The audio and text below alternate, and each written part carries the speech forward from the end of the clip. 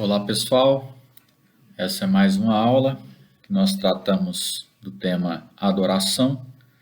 O nosso último encontro, nós basicamente examinamos João capítulo 4, tentando aí observar alguns fundamentos para a adoração.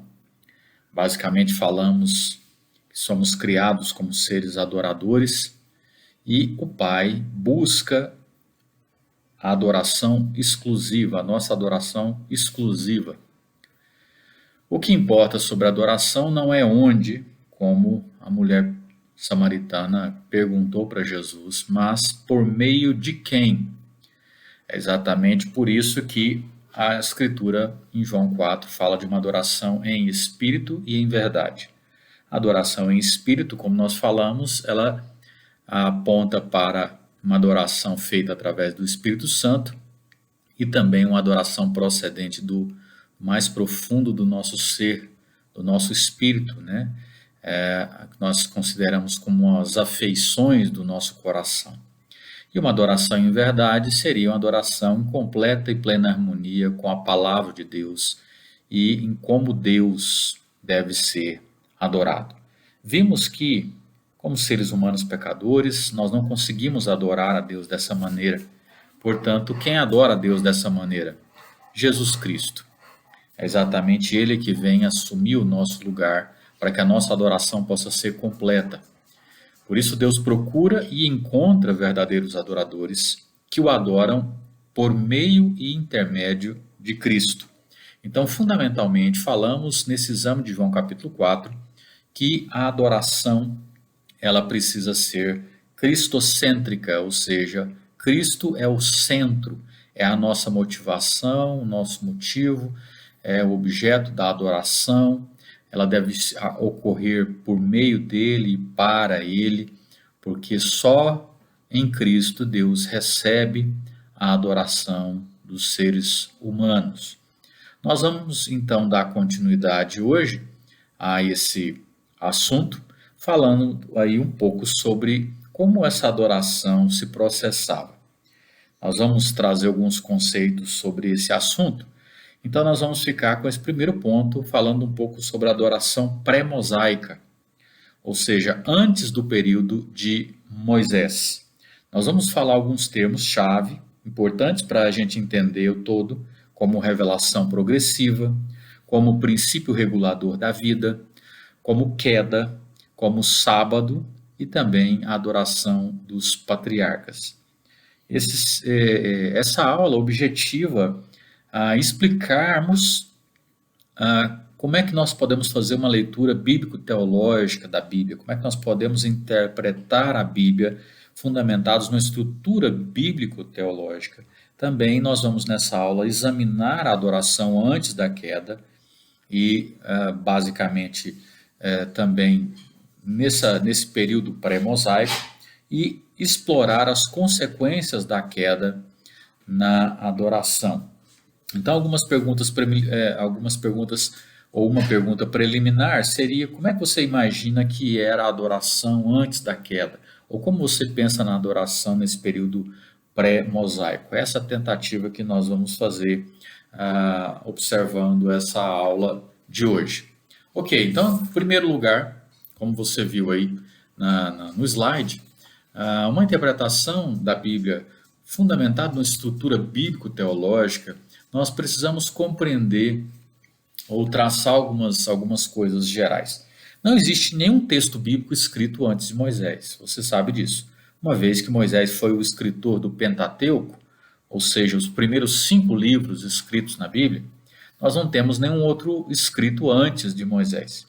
Gênesis é esse escrito que cobre um período antes de Moisés nascer, mas é, de fato, escrito e apresentado e revelado por Deus através do escrito mosaico, né? Através do texto que Moisés escreve. Então, Gênesis, embora seja um texto que fala o que traz uma história antes de Moisés, Moisés é quem está escrevendo, Moisés é quem está apresentando essa história. Uma das coisas que eu acho importante entender é a maneira como Deus nos dá para o conhecimento da Escritura. Deus, ele revela esse relacionamento com o ser humano na história, Deus interage com essas pessoas dentro da história, e ele interage, ele se dá a conhecer por aquilo que nós chamamos de revelação progressiva, como nós falamos. Então, a revelação progressiva é o meio que Deus, progressivamente, desde Gênesis, ele vai se revelando ao homem, ele vai, através da história, desse relacionamento com o ser humano, ele vai cada vez mais revelando a si mesmo, revelando o porquê da existência humana, revelando coisas que vão apontar para a vinda de Cristo, para o fim, para o retorno de novo à presença de Deus. Então, é por isso que esse desdobramento progressivo da vontade revelada de Deus se dá através de etapas. Então, nós precisamos tentar entrar na história, aqui na criação, né, antes da queda, para tentarmos entender o que está sendo dado a conhecer os primeiros ouvintes da Escritura.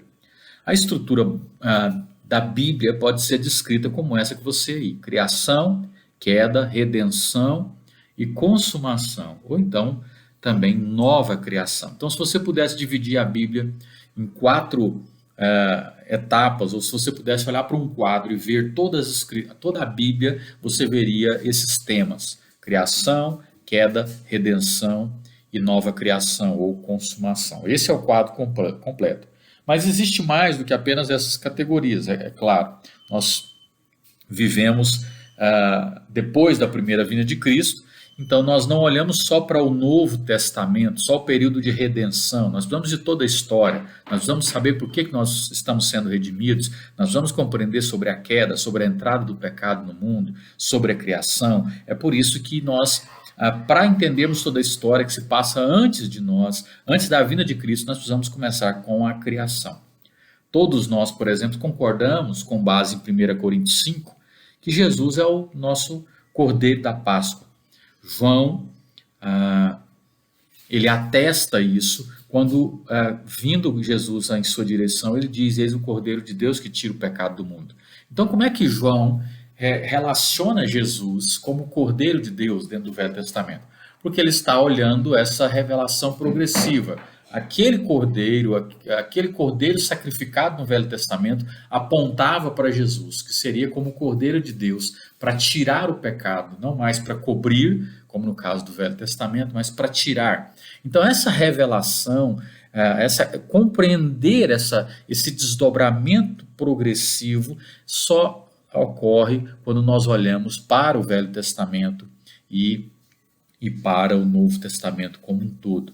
Então, há algo sobre Jesus e sobre o que ele fez que é completamente cumprido, realizado na Páscoa, e também completamente cumpre aí o sistema sacrificial do Antigo Testamento.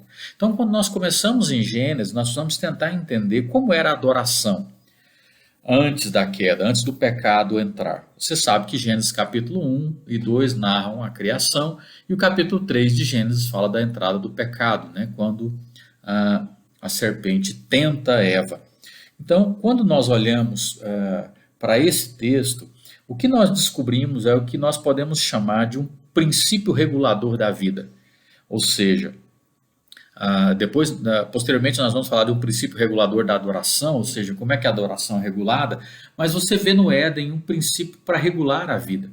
Nós lemos nos primeiros capítulos de Gênesis que existe um Deus que fez todas as coisas, que é o governante soberano sobre todas as coisas, e ele espera que as suas criaturas, ou que o homem e a mulher, feitos à sua imagem e semelhança, vivam diante dele, sigam as suas orientações. Então ele cria a vida e a regula para o nosso bem, para a sua própria glória. Isso é o que nós chamamos, então, princípio regulador da vida. Adão e Eva são colocados num jardim e recebem alguns parâmetros. Eles não deveriam comer da árvore do conhecimento do bem e do mal, mas tinham acesso a todos os outros tipos de árvore, ou seja, havia muita liberdade para eles. Mas além dessa instrução que que nós vemos no Éden. Existem outras instruções. Por exemplo, o homem devia deixar o pai e sua mãe e se unir à sua esposa, se tornando uma só carne. Existe também a ordem de ser fecundo. Então nós vemos a ordem para serem fecundos, se multiplicarem. Existem muitas instruções que estão relacionadas com a vida no jardim. Eles deviam então cuidar, cultivar o jardim, subjugar a terra, governar a terra, dar nomes aos animais e assim por diante.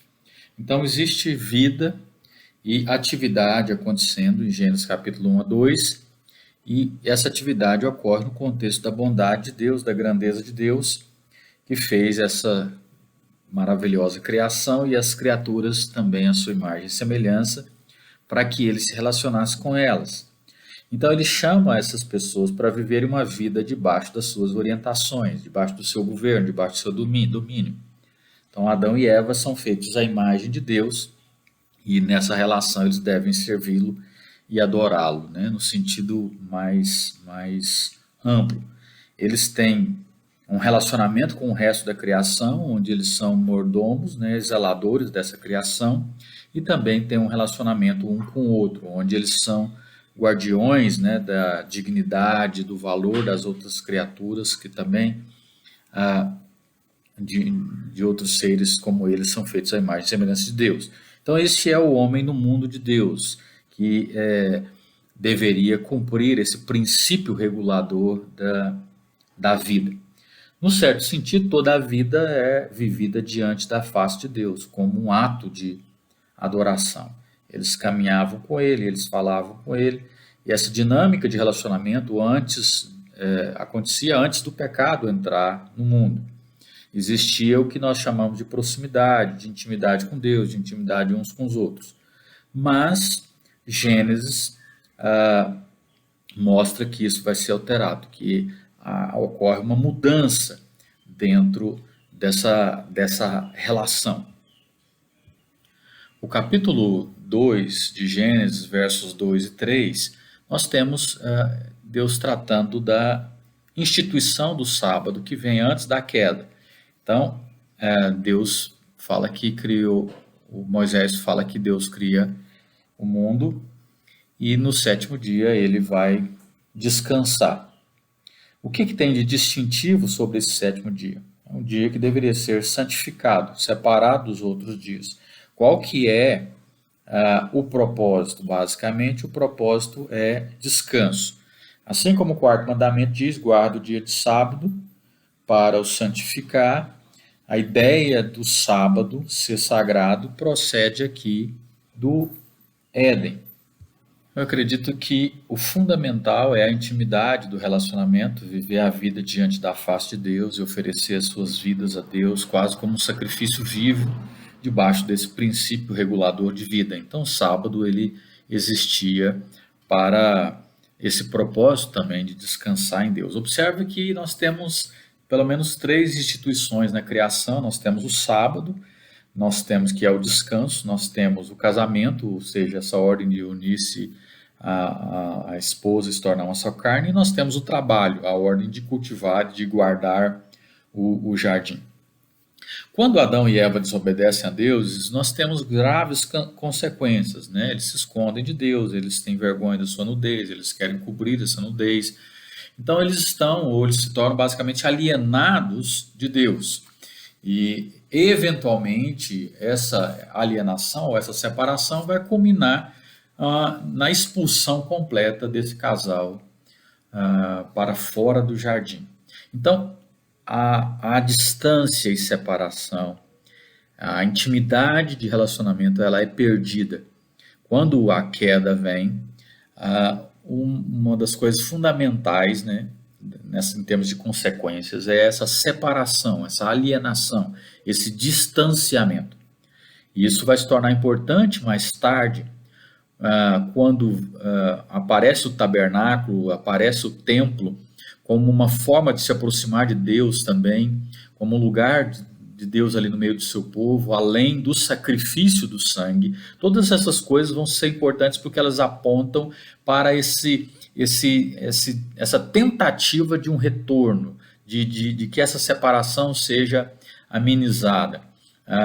Isso também se desenrola na forma do sumo sacerdote, tendo a permissão para entrar no Santo dos Santos, pelo menos no dia da expiação, ou seja, o sacerdote ele se torna alguém que tenta trazer o homem de novo até Deus, em função desse distanciamento que ocorre na queda, né? Então, tudo isso é, em parte, uma questão da distância que foi perdida, sendo recuperada e restaurada.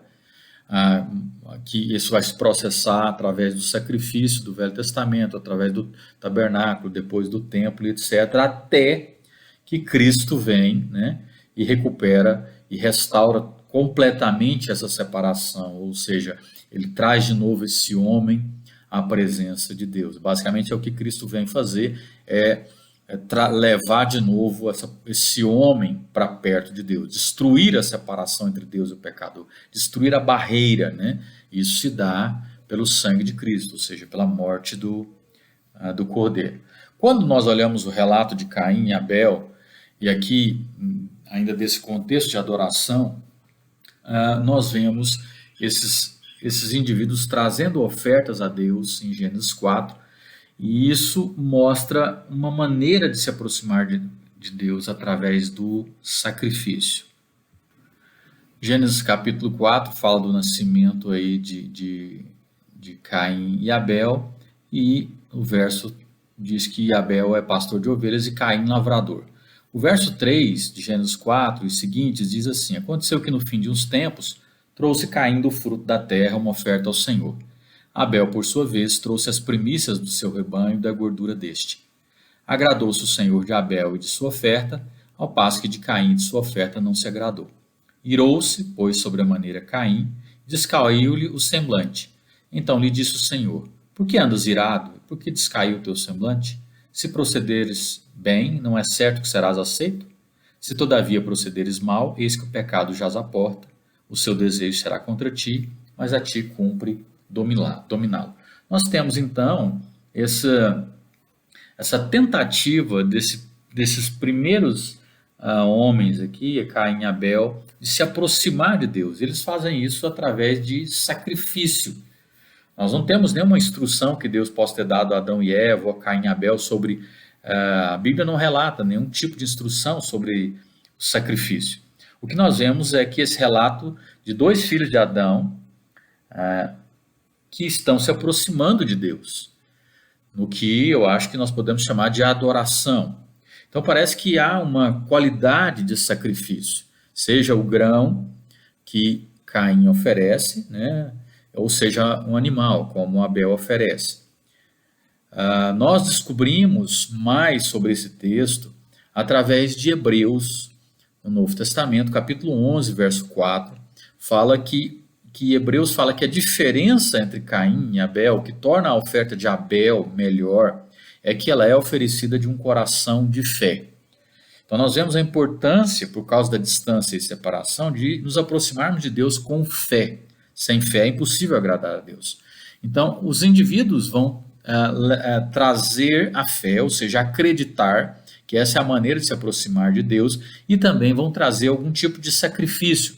Esse se torna um padrão dentro do Velho Testamento, ou seja, estruturar altares, construir altares e nesses altares oferecer sacrifícios como uma forma de aproximação, de tentar se aproximar de Deus.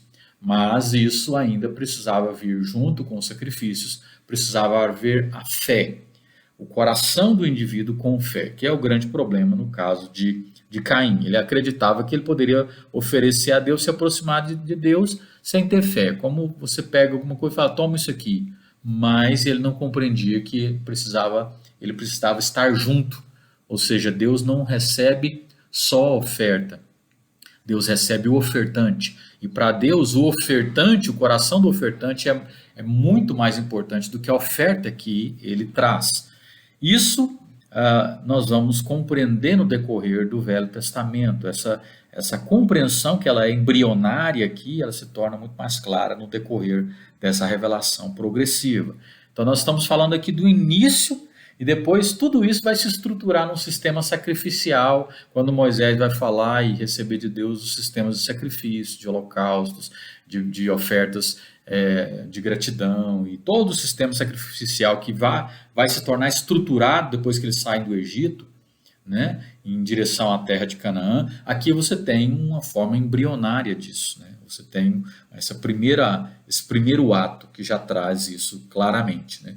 Quando você se aproxima de Deus, você reconhece o seu pecado, você vem em arrependimento e com fé, mas você segura a provisão de um sacrifício, sabendo que sem isso você corre o risco de ser destruído, abatido por causa dos seus pecados. Então esse é um princípio geral de adoração que nós temos aqui. Quando nós avançamos um pouco e vamos para o sistema dos patriarcas, então observe aí o que nós já trabalhamos dentro dessa adoração antes da queda. Adoração momento a momento, ou seja, Adão e Eva estavam andando com Deus, se relacionando com Ele dia após dia. Em determinado momento, eles caem em pecado. O princípio regulador da vida, ou seja, viver debaixo das orientações de Deus, isso também a queda rompe, o homem agora faz o que ele quer, o que ele acha que é melhor. Eles celebravam essa bondade e a grandeza de Deus, eles estavam no mundo de Deus, tinham intimidade e comunhão com Deus, intimidade e comunhão um com o outro, né? E a questão do sétimo dia, abençoado por Deus. Essas são basicamente a adoração antes da queda. Qual o impacto do pecado na adoração? Nós já falamos, separação e distância. A necessidade de sacrifício oferecido de coração. Então, duas coisas importantes quando falamos dessas consequências na adoração, ou daquilo que acontece por causa da queda. O homem se separa e se distancia, por isso não há lugar para adorar a Deus. Por isso o importante não é o lugar, mas é através de quem. Porque o homem foi separado da presença de Deus. E no Velho Testamento, o sacrifício do animal era uma forma de uma tentativa de reduzir essa distância, de cobrir o pecado para que pudesse se apresentar diante de Deus, de oferecer algo a Deus. Mas isso vai se completar somente através de Jesus Cristo. É por isso que através de Jesus é que nós podemos adorar a Deus em espírito e em verdade. Mesmo assim, a necessidade da questão do coração. Então, por fim, depois de falar desses princípios na adoração pré-mosaica, nós não podemos esquecer que os próprios patriarcas vão dar continuidade a isso. Por exemplo, nós temos inicialmente Enos. Enos, através de Enos, a Escritura diz que com Enos começou-se a invocar o nome do Senhor. Gênesis capítulo 4, verso 26. Parece que nós temos aqui uma sugestão de que as pessoas se reuniam para invocar o nome do Senhor. Talvez seja uma das primeiras alusões ao que nós podemos chamar de adoração pública. Adoração pública é aquela que nós fazemos todos juntos, né, como um culto e etc. Adoração particular é aquela que você faz aí com Deus, só você e Deus, né? Também temos Noé, no capítulo 8, dos versos 18 a 22, né? Especificamente o 20 e o 21, nós temos aqui Noé sendo poupado pela graça de Deus, uma graça imerecida. Ele encontra o favor de Deus, ele encontra a bondade, a graça de Deus. E nós vemos que quando o dilúvio vem, depois que eles saem da arca, a primeira coisa que Noé faz ao sair da arca é oferecer ofertas, sacrifícios de animais queimados a Deus. Ou seja, ele sabia que essa adoração precisava vir através de sacrifício, de fé e sacrifício. Noé compreendia que Deus havia libertado ele e ao mesmo tempo estava sacrificando, ou seja, tentando adorar a Deus de alguma forma, usando esses meios que até então era o que eles tinham. Quando você vai para Abraão, capítulo 12 de Gênesis, você vê o padrão que começa entre Abraão e a sua descendência. Você vê esse padrão de adoração, esse padrão de se apresentar diante de Deus com sacrifícios. Por exemplo, nós lemos Gênesis capítulo 12, versos 6 a 8, o seguinte: atravessou Abraão a terra de Siquém até o carvalho de Moré. Nesse tempo os cananeus habitavam essa terra. apareceu o Senhor a Abraão e lhe disse: darei a tua descendência a esta terra. Ali edificou Abraão um altar ao Senhor que lhe aparecera. Então observa que ele vai edificar um altar para Deus e ali invocar o nome do Senhor. É o que eles vão fazer. Eles vão de alguma forma fazer a adoração se utilizando de altares para adoração. Depois a passagem de Gênesis 22, você tem Isaac, né? Da mesma forma aparecendo, e essa passagem, Abraão ele é chamado para sacrificar o seu filho Isaac. Quando você lê Hebreus capítulo 11, verso 19, você vê Abraão raciocinando que Deus poderia ressuscitar Isaac dos mortos, né? Se assim fosse necessário. Ou seja, a fé de Abraão era tão grande na promessa de Deus de uma descendência, que ele acreditava que mesmo se ele matasse ali, realizando ali a vontade de Deus, Deus poderia ressuscitar Isaac dos mortos.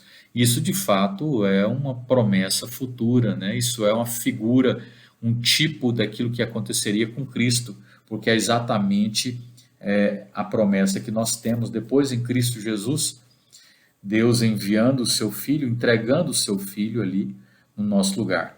Diferente de Isaac, que Abraão olha e vê um carneiro ali preso como uma provisão graciosa de Deus para um substituto.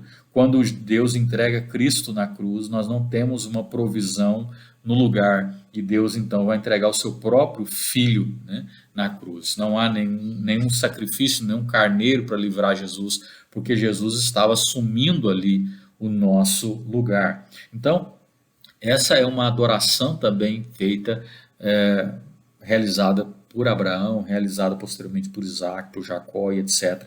Se você lê Jó também, você vê que era um costume regular de Jó sacrificar para a adoração a Deus, sacrificar por causa dos seus filhos, né, o fundamentado em alguma coisa relacionada aos seus filhos, os pecados dos seus filhos. Você lê Jó capítulo 1, verso 4 e 5, que os filhos de Jó iam à casa uns dos outros, faziam banquetes, mandavam convidar as 3 irmãs comerem e beberem, e quando terminava o turno de dias desses banquetes, Jó chamava os seus filhos, os santificava, levantava de madrugada e oferecia holocaustos, segundo o número de cada um desses filhos, porque Jó pensava no seu coração, talvez eles tenham pecado, blasfemado contra Deus. Então Jó fazia isso continuamente, ou seja, ele compreendia que havia algum tipo de ciclo, e no final desse ciclo ele tinha um padrão regular de oferecer sacrifícios para os seus filhos. Observe que não foi necessariamente por causa de algo óbvio, externo, um comportamento rebelde ou pecaminoso, mas em vez disso ele estava preocupado que eles pudessem de alguma forma ter amaldiçoado a Deus nos seus corações. E aí você tem essa instrução que nós temos, ou essa adoração que ocorria desse período aqui, pré-mosaico, antes do período de Moisés. Então, esse sistema sacrificial é o que nós vamos continuar estudando. Ele vai, então, ser mais complexo, mais específico, até nós termos a vinda de Cristo, até nós termos a igreja sendo organizada, esparramada. Então, nós temos esse sistema de adoração sendo progressivamente revelado, começando com Adão e Eva no paraíso, né, adorando a Deus, cumprindo as ordens de Deus, seja para o trabalho, para o descanso ou para o casamento. Depois nós vemos a queda entrando, acontecendo uma separação, um distanciamento de Deus, esse homem é lançado para fora. Depois nós vemos Caim e Abel numa tentativa de retornar, trazendo ofertas a Deus, trazendo sacrifícios a Deus, mas ali você já percebe que o sacrifício precisa vir junto com o ofertante. Deus não recebe só a oferta, o ofertante precisa vir junto. E assim nós temos depois os patriarcas, Enos, Noé, Abraão, Isaac, Jó, etc. Então, basicamente, em linhas gerais, grosso modo, essa é a adoração de maneira geral, como se processava a adoração no período pré-mosaico, antes de Moisés. Então, um sistema mais simples. esse sistema vai se tornar mais complexo na medida que avançar. Então, nós vamos, no próximo contato, falar um pouco dessa adoração mosaica, né? E posteriormente entrar em outros assuntos até chegarmos no Novo Testamento. Muito obrigado por você ter ouvido até aqui. Eu espero que você tenha aprendido algumas coisas, recordado outras coisas que você já sabia e seguimos aí no aprendizado da palavra de Deus. Até a próxima semana, espero você novamente.